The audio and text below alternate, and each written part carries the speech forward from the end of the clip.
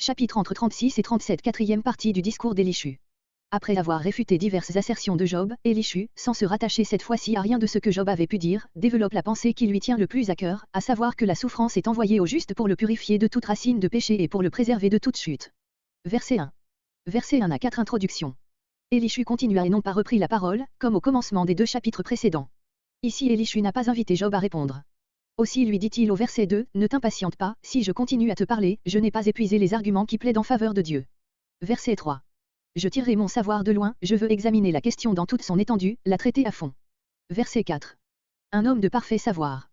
Élishu va bientôt, Job 37.16, dire de Dieu ce qu'il dit ici de lui-même. Cela même montre qu'il n'attribue sa sagesse qu'à sa communion avec Dieu. Verset 5. Versets 5 à 15. La souffrance contribue au vrai bien du juste, le méchant seul la voit tourner à sa ruine.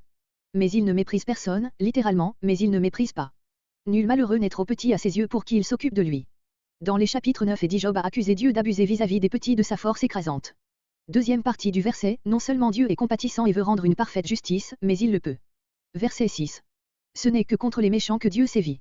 À l'égard des justes, ses intentions sont miséricordieuses, ainsi que le prouve le verset 7. Verset 7. Comparé à Samuel 2.8, Psaume 113.7-8. Verset 8.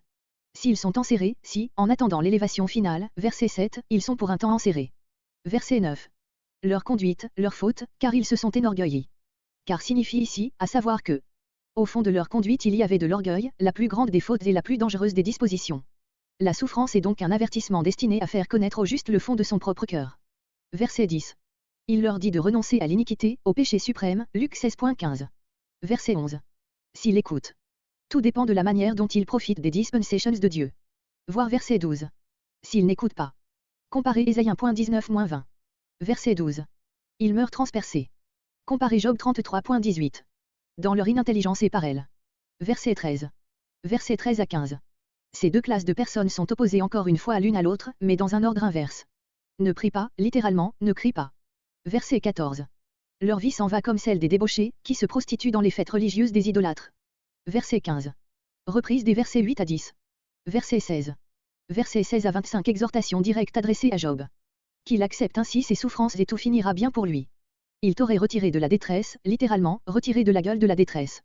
Verset 17. Job a parlé de telle sorte qu'Élishu ne peut guère espérer de le voir profiter de ses exhortations. Verset 18. Que la colère. Voir verset 13. Au blasphème, à la moquerie, qui consiste à railler le gouvernement divin.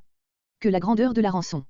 Job ne doit pas se laisser entraîner au découragement par la grandeur de ses souffrances, envisagées ici comme une rançon et qui lui procureront la délivrance dès qu'il les aura humblement acceptées. Ne te détourne pas du vrai chemin, qui est le retour plein de confiance à Dieu. Verset 19. Ce verset est très obscur et a été rendu très diversennant. D'après la traduction à laquelle nous nous sommes arrêtés, Élishu dirait à Job qu'il ne doit pas se flatter de trouver la délivrance sur la voie des plaintes, Job 35.13, et des hautaines récriminations. Verset 20. Après la nuit, du jugement. Job a plusieurs fois appelé de ses vux, Job 13.18, suivant, Job 23.3, Job 24.12, une intervention divine, qui aurait des conséquences terribles, Job 34.20-25. Verset 21. Que ton malheur ne te conduise pas à pécher encore davantage, verset 18. D'autres traduisent, car tu es plus disposé à pécher qu'à souffrir, ce qui renfermerait une bien cruelle ironie. Verset 22. Verset 22 à 25. Transition au développement qui va suivre sur l'infinie grandeur de Dieu. Sa puissance souveraine fait de Dieu un précepteur incomparable. Élishu aime à relever ce côté de l'activité divine, Job 23.14 et suivant, Job 35.11, Job 36.9 et suivant. Verset 24.